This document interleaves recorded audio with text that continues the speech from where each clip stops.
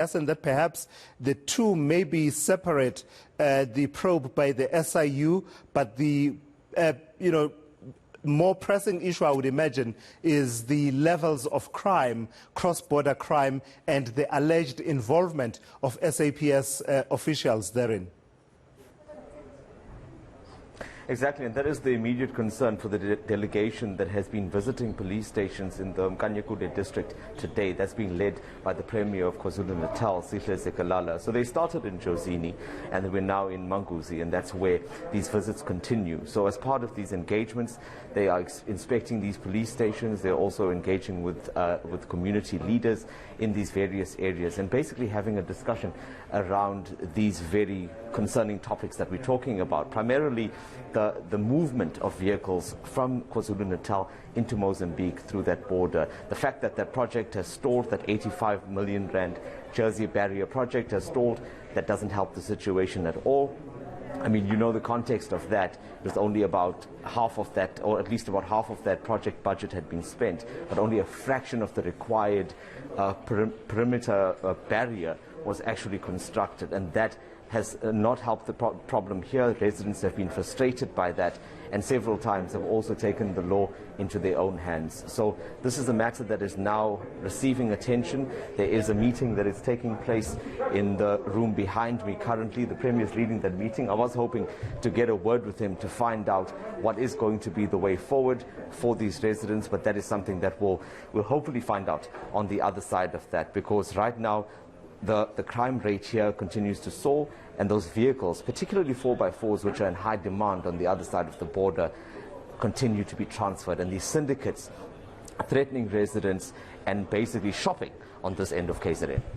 Yeah, in fact, I was going to ask you if from the visit to the various police stations and the engagements that the officials have had. All right, Dasen, I see that the Premier of KwaZulu Natal, Sihle Zikalala, joins you now, and I'll gladly yield to you, and you take it away.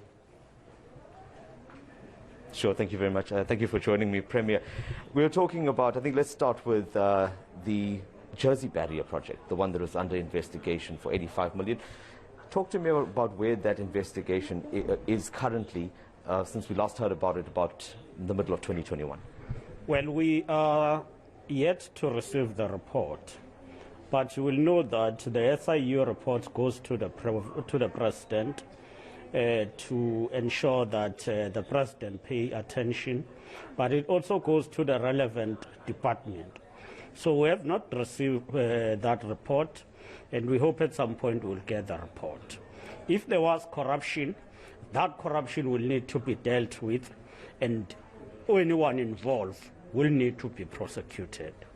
But also that project brought confusion around the mandate of departments and government. We were in consultation with national government. We built those Jersey barriers because there was a challenge of the car theft from South Africa to Mozambique. Nothing was done, and the only thing that we could do was to build the Jersey barriers. All of a sudden, we got a view that no, we should not proceed because it's a mandate of the Public Works National. But unfortunately, nothing is done to implement that, to take that project further. And I think what we did tried to address the problem. And I believe that the department concerned will be proactive enough to continue with that project. So where does it leave residents now? You know that they are frustrated. We've seen reports of residents even taking the law into their own hands in some instances. So there is a high level of frustration, and I think in some cases they wouldn't necessarily have the patience after all of this time to watch those processes unfold. So what will be the immediate relief that can be offered now? Well, so far I would say the car theft has dropped. The level has dropped drastically because of what we did. We'll continue to work with communities here, including improving policing, because if we improve policing also, it will help us to reduce the number of cars that are stolen to Mozambique. Yeah, but the fight against crime will mean nothing then unless the bad elements within the SAPS are rooted out. So to that end, Have you discovered anything during your visit so far today that points to any type of collusion with the SAPS and some of these syndicates?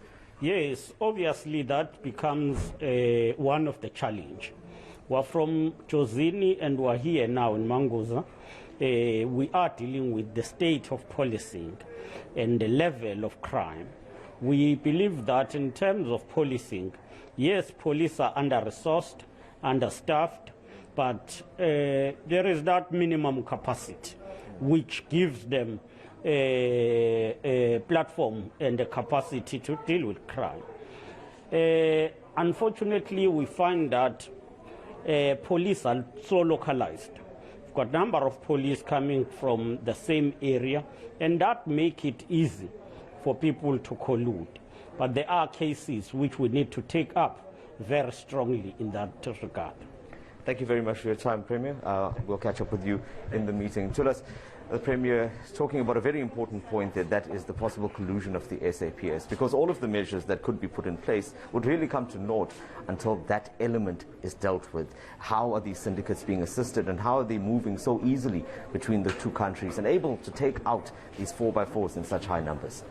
All right, thank you for that. And hopefully, Dasen, importantly in this period, building up to the State of the Nation address on Thursday, there's a lot of activity by members of the executive at national level and at provincial level. Hopefully, such activities as what we are seeing there where you are not confined to the build-up to SONA. Actually, there's follow-through and it becomes sustained. That's eNCA's Dasen Thathiah there, updating us about a visit by officials from KwaZulu Natal to various police stations that are close to the border, particularly the border with Mozambique, and focusing on issues of cross-border crime in those areas.